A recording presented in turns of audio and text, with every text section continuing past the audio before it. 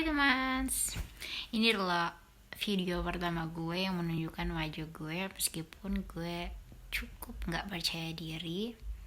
Kenapa? Karena bisa dilihat ya teman-teman, muka gue tuh ada bekas paparan sinar matahari ultraviolet di sini. Jadi ada bekas menghitam, terbakar ya atau apalah namanya.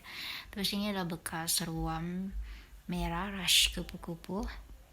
Ini salah satu ciri khusus dari penyandang atau pasien dengan lupus ya, odapus yang kita sebut. Sebenarnya sebelumnya ini udah lebih parah ya, merah banget di sekitar sini, di sini. Terus di sini ada banyak bekas menghitam atau apalah namanya itu. Sama di kulit kepala ini sebenarnya luka-luka dan sering rontok. Terus di bagian leher ini di 1 tahun ke belakang ada luka-luka juga di bagian lengan. Ya alhamdulillah masih di bagian itu dan menunjukkan pemulihan meskipun kadang-kadang suka timbul lagi ya. Nah selain gejala yang udah gue sebutin di kulit, gue juga ngalamin namanya nyeri sendi di bagian paha lutut. Itu terasa kaku banget, gak bisa jalan dikit pelan banget bisa jatuh pun. Bahkan gue susah buat ngangkat kaki gue juga susah bangun dari tempat tidur. Dalam keadaan tidur gue susah bergerak, gak bisa miring, buat cuma miringin kepala itu juga susah. Gue juga ngalamin kelelahan yang benar-benar lelah, capek. Bukan untuk pekerjaan yang berat ya, bukan pekerjaan juga sih, kayak hal-hal kecil gue gampang banget capek. Gue harus selalu senderan, gue harus selalu rebahan karena gue gak ada tenaga. Gue juga saat itu kehilangan nafsu makan, tenggorokan gue bermasalah, gak bisa nelan yang keras. Gue cuma bisa makan bubur selama 4-5 bulan, makan bubur pakai ikan rebus karena saat itu gue nggak bisa nelan yang ada rasa yang terlalu kuat kayak pedes atau asam asin. Itu kayak nggak bisa masuk ke tenggorokan gue juga mengalami sakit kepala, juga stres iya, sampai sekarang juga sih. Nah awal ceritanya gimana itu, saat itu ya tahun 2020 di bulan Agustus sekitar tanggal 20-an kalau nggak salah ingat. Gue tuh mengikuti PJJ Latsar untuk CPNS ya saat itu. Kebenaran online karena saat itu masa COVID-19 yang masih baru. Gue harus kami harus stay di depan komputer, di depan laptop selama sekitar 10 jam dalam 5-6 hari gitu terus. Dalam keadaan gue sakit itu gue benar-benar semakin tersiksa. Tapi mau gimana ya, saat itu gue gak mau ngulang atau gagal CPNS-nya gitu. Jadi gue tetap ngikutin walau akhirnya emang dampaknya sangat buruk sekali.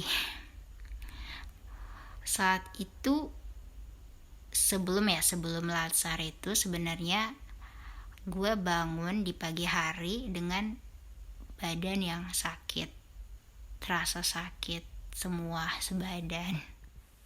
Rasa sakit sebadan itu rasanya kayak orang gak pernah olahraga terus tiba-tiba olahraga jadi sakit semua badan gue. Jadi saat gue bangun di pagi hari itu gue mutusin untuk istirahat, ambil izin sakit sehari, dan gue gak masuk kantor karena emang gak bisa bergerak, gak bisa bangun dari tidur. Gue izin sehari, terus lanjut di hari besoknya gue maksain buat masuk, ternyata gue drop. Gue merasakan kalau gue gak fit, terus besoknya lagi gue izin sakit dan sempat ditengokin teman-teman kantor saat itu. Nah kebetulan saat itu mau dekat masa PJJ, akhirnya gue minta izin buat melaksanakan PJJ ini di tempat tinggal gue karena gue merasa kurang fit. Gue takut tiba-tiba jatuh sakit dan gak bisa melanjutkan latsar itu ya. Akhirnya selama sebulan menjalani PJJ dengan keadaan yang sakit, semakin sakit lah yang tadi gue jelasin. Nah, gue tuh dikira pertamanya kolesterol karena rasa tegang di leher sini, dan emang gue kolesterol tinggi hampir 300-an. Nah, itu sampai 3 kali 4 kali minum obat, tapi rasa sakitnya timbul tenggelam. Terus akhirnya jadi mempertanyakan apakah ini memang cuma kolesterol atau ada penyakit lain. Nah, di saat yang bersamaan yang gue gak terlalu pikirin saat itu adalah jerawat nih di baju gue saat itu yang semakin hari semakin besar dan susah diilangin. Gue ngiranya sebelumnya gue ini sensitif kulitnya, mungkin ada masalah di kulit, atau gue kemarin salah pakai make up mungkin, atau gue salah pakai skincare. Gue juga sambil konsul ke dokter kulit itu dianggap peradangan kulit lah, pendarahan bawah kulit lah, banyak lah, nggak cuma satu dokter dan nggak cuma 1-2 kali aja. Jadi sebenarnya masih terpisah ya antara kulit, sendi-sendi sama kecapean yang udah gue alamin saat itu. Akhirnya setelah gue cek kolesterol lagi yang terakhir, itu kolesterol gue udah rendah, udah turun, tapi sakit di badan itu masih melekat. Akhirnya setelah sebulan selesai PJJ, gue kembali ke penempatan gue. Tapi di sana gue drop lagi. Akhirnya gue mencari dokter rumah sakit setempat di sana untuk konsul lagi. Nah, setelah pertama kali gue ke dokter penyakit dalam di Gorontalo, di kota Gorontalo, itu gue ngeluhnya kan di sendi, nggak ngeluhin kulit gue, karena gue mikir ngapain ngeluhin kulit di penyakit dalam. Nah, tapi pas itu kan pakai masker ya gitu karena masa COVID. Nah, itu disuruh buka maskernya, dokternya ngeliat ternyata jerawat yang tadi itu udah nggak cuma jerawat lagi, udah kayak bekas merah kayak gini nih. Tapi ini belum hilang beneran, bekas merah banyak banget di sini. Nanti gue tampilin ya fotonya. Itu langsung gue dibilang gue kena lupus. Gue langsung shock dong. Gue pernah dengar lupus itu apa di drama, di film TV RCTI kayaknya zaman dulu gue sekolah, yang sampai botak gitu. Gue cuma tahu sekilas itu aja. Akhirnya tanpa pemeriksaan laboratorium gue udah dianggap lupus. Tapi saat itu gue diminta cek, tapi hasil ceknya tuh negatif, cek laboratorium. Tapi gejala gue yang di rush kupu-kupu itu udah lupus banget lah. Maaf ya kalau salah menjelaskan, tapi sepemahaman gue gitu, langsung oh ini lupus gitu. Akhirnya gue nggak puas nih sama satu dokter. Akhirnya gue minta cariin dokter yang lain sambil keluarga itu nyari-nyari dokter siapa gitu yang biasa nanganin pasien A, pasien B, tipe jenis penyakitnya ya lah. Temulah satu penyakit dalam masih di daerah Gorontalo. Itu sempat masuk diperiksa yang kayak USG gitu ya, gue nggak paham punya di USG gitu.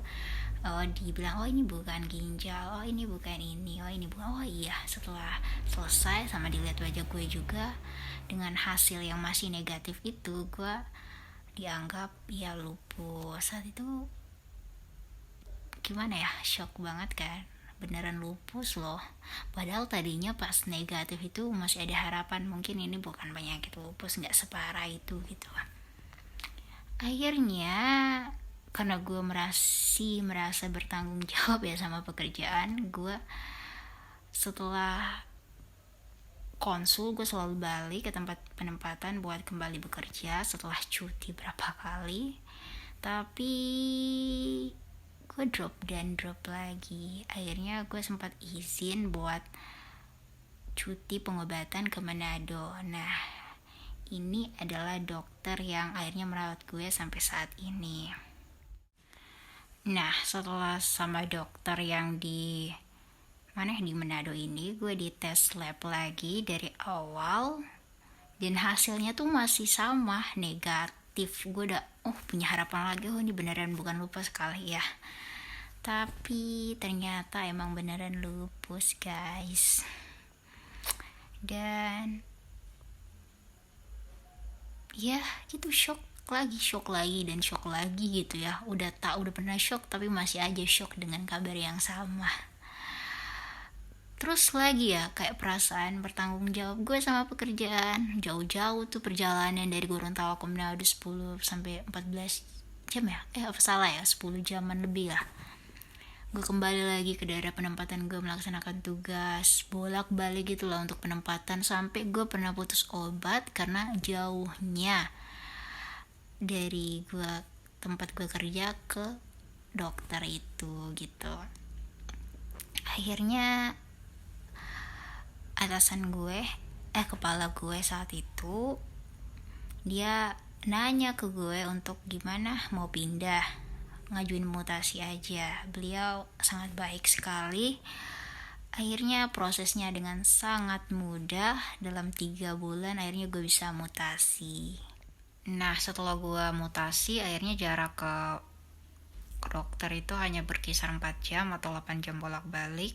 Dan saat itu ya September 2021, gue udah gak mulai putus obat, udah lanjut terus setiap sebulan, terus 2 bulan sekali ngambil obat sambil ketemu dokter.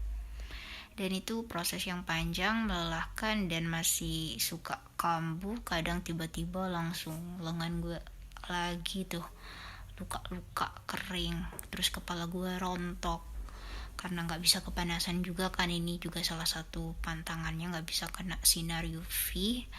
Terus juga gak bisa stres, gak bisa kecapean, harus pintar mengukur badan, mengukur diri, kapan batasannya untuk istirahat.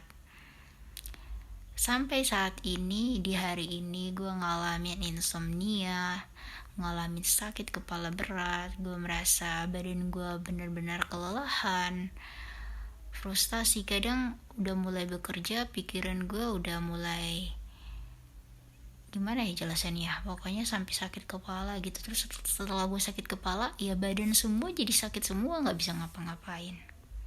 Mungkin itu aja, sekian dulu cerita soal pengalaman jadi orang dengan lupus. Thank you sudah mendengarkan.